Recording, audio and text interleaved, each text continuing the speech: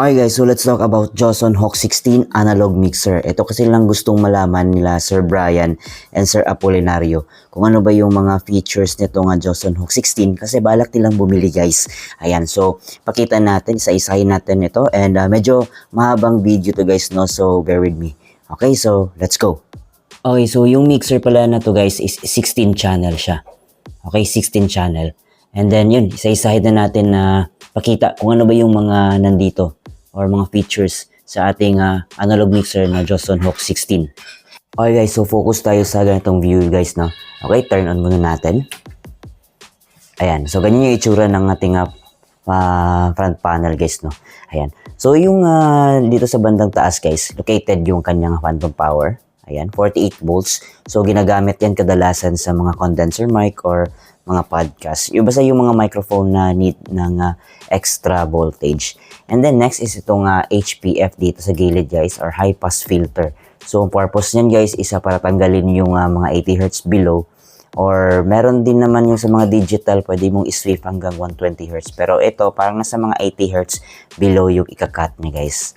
Okay? And then yung pad, ayan, yung pad. Halimbawa malakas na signal yung pumapasok dito sa iyong mixer, pwede mong pindutin yung pad para magma-minus siya ng 20 dB. Ayan, yung iba siguro merong 15 dB but I think ito is 20 dB, minus 20 dB. And then yung gain natin guys, ayan yung gain. Hindi to extra volume guys ito yung magsiset ng gain stage mo. Kung pipihitin mo ng mataas, ayan, malakas, mas maging sensitive na yung signal mo dito. Okay? Yung compressor naman. Ayan, may topic na ako dito guys kung para saan yung compressor. Pakihanap na lang down below sa ating video gallery. So, compressor, from the word compressor, kinukompress niya yung signal. Yung mga mahinang signal, nilalakasan niya. At yung mga malalakas na signal is dinadown niya. So, kinukompress niya. Okay? So, sa equalizer naman tayo dito guys. Yan, meron tayong low, mid, mid-sweep at saka yung high. So, high frequency, yung mga makalansing. Yung low frequency, yung mga kalabog. Ayan. Yung mid naman is yung tamang-tamang frequency natin, yung sa level. Etong sweep naman dyan guys, meron siyang 250 Hz to 5,000 Hz. Halimbawa, sinet mo siya ng 2.5K. So, yung 2.5K frequency, kung itataas mo itong mid, is yung 2.5K lang yung itataas niya. Kung isiset mo naman yung 250 Hz, etong sa sweep niya, tapos ibuboost mo itong mid, yung 250 Hz yung ibuboost niya, hindi yung lahat ng mid frequency.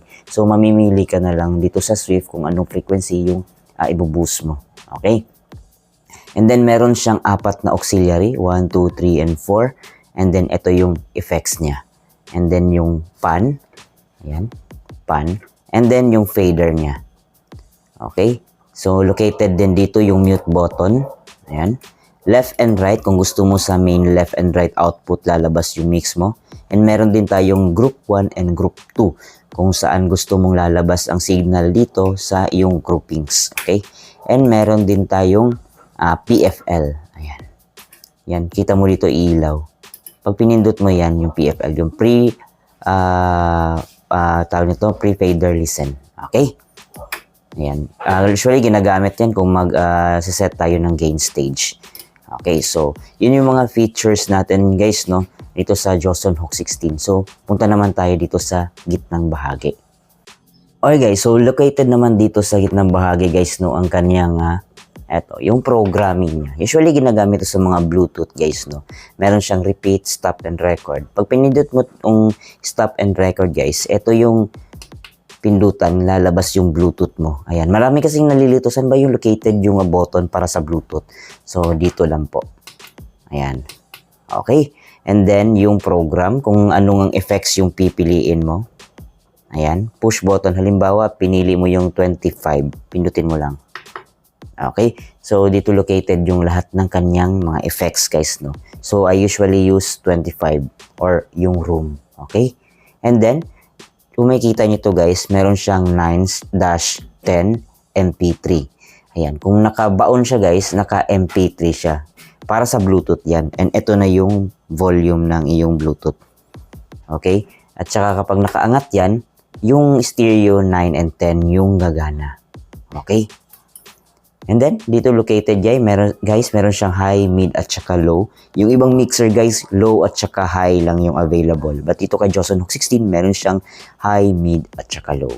And then dito yung effects niya, yung parameter niya. The more na pipihitin mo yan, the more na magpuprolong yung kanyang effects. Okay?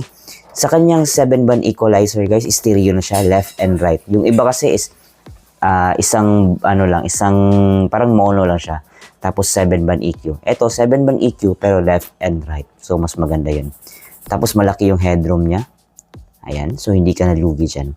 And then dito located yung kanyang auxiliary knob, yung master volume na auxiliary 1, 2, 3 and 4. Okay? Tapos yung phones. Ayan.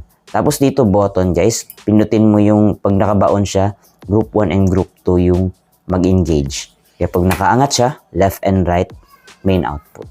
Okay? Dito located din guys yung effects to aux.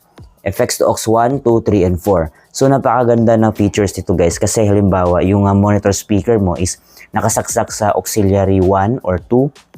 Tapos gusto ng banda yung sa monitor nila walang effects pero sa front of house meron. So pwede mong i-down yan. Pero kung gusto nila merong effects yung kanilang monitor speaker, pwede mo tong i-engage. Okay? Halimbawa, yung auxiliary 1 mo is monitor speaker nakatap dyan doon sa drummer at saka sa bass guitar. Tapos gusto nila merong effects yung kanilang speaker.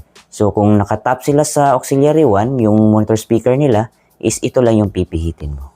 Okay? So, hanggang 4 siya na effects to auxiliary. So, pwedeng lagyan, pwedeng hindi lagyan ng effects ang kanilang mga monitor speaker. Okay. And then dito naman guys located yung left and right output. Ito yung master volume guys. Okay? Ito naman yung master volume ng iyong group 1 and 2. Ito naman yung master volume ng iyong effects. Okay? Meron din silang designated kung saan left and right or group 1 and group 2. And meron din siyang mute button. Okay? Ayun guys, so may papakita din ako sa inyo guys kung para saan ba itong mga LED na to. Ayan. So each channel guys, meron siyang mga LED yan. Parang ganito lang din sa ating parameter. Ayan, kung meron ditong LED na tuwing may signal, meron din ditong per channel. So advantage to sa mga band setup kasi malalaman mo kung sinong instrument na yung nagki-clip or nagpipik. Ayan, pakita ko sa inyo guys ang purpose nito or yung function nito kung paano siya maglalaro. Okay? Ayun guys, so pansinin mo ito yung parameter natin dito. So dito nakasaksak yung ating microphone sa channel 8. So tingnan mo dito and tingnan mo din dito. So meron tayong microphone dito guys. Ayan, so tatap natin at mag-iilaw din tong mga LED dyan at saka dito. Ayan, o diba? Ayan. Okay guys, so dito naman tayo sa likurang bahagi ng ating mixer guys, no. Located ang kanilang mga inputs. So ang design pala ng kanilang line in inputs guys, no, is pwede siyang combination jack siya. Pwede siyang PL, ayan, tusok natin yung PL. Ayan, pwede siyang PL. At the same time, pwede din siyang yung kanyang XLR. Ayan, pakita ko sa inyo guys. Ayan. Okay. So combination jack siya guys. Yung iba kasi is XLR lang siya. Okay, so pwedeng XLR, pwedeng PL. And then located din dito yung insert niya guys. Yung insert. Ayan, kung meron kayong extra processor, halimbawa yung channel 1 and 2, gusto mong lagyan ng equalizer, dedicated lang talaga para sa iyong microphones, pang tanggal ng feedback. So pwede ka dyan mag-insert. Then pwede mo nang gamitin as a processor. Okay. Okay, dito naman tayo sa gitnang bahagi ng ating mixer guys, no. Located yung kaniyang main output na left and right. Pwede siyang XLR, pwede din siya PL. So depende kung anong available sa iyo. Yung iba meron pang RCA, but this one XLR in PL lang naman. So kadalasan at saka common na ginagamit. Located dito yung power button at saka yung kaniyang power supply or power source niya guys. Ayan. Okay, so dito din located yung kanya group 1 and group 2. Ayan, na-topic natin kanina kung para saan yung group 1 and group 2. Okay, and then yung auxiliary 1, 2, 3, and 4. Yung apat na auxiliary. And then guys, dito yung located yung kanyang stereo na left and right na 9 at saka 10. At saka kung gusto mo naman ng mono lang, ayan, meron nakalagay dyan 9, -L mono. Okay? Then dito sa 10 is right lang siya. So left and right or mono number 9. Okay? The rest is pareho lang naman lahat guys. Ayan, pareho lang naman sa 1 to 8 na ating inputs. And ayan guys, no, napapansin mo 1 to 8 and then hanggang 18. Okay? Though 16 channel siya guys, pero siniguro talaga ni Joson Hawk 16 na hanggang 16 channel talaga yung mga inputs natin. Kasi nabawasan dito sa 9 and 10 na stereo na PL. So, hanggang 16 pa rin yung ating XLR inputs. Okay, so napaka-gandang feature niya yan guys. Alright. Okay, so Sir Brian and Sir Apolinario, I hope na nasagot ko at naisa-isa ko yung mga function nitong ating Joson Hawk 16, yung mga knobs nito guys, no? And kung may kulang pa man sa aking mga nasabi or hindi ko nabanggit, kindly comment down below lang mga sir, no? And yun, I hope na magustuhan nyo kapag ka nakabili na kayo nitong mixer. Meron silang 8, 12, I don't think merong 8, parang may 8 talaga sila. 8, 12, and then ito 16.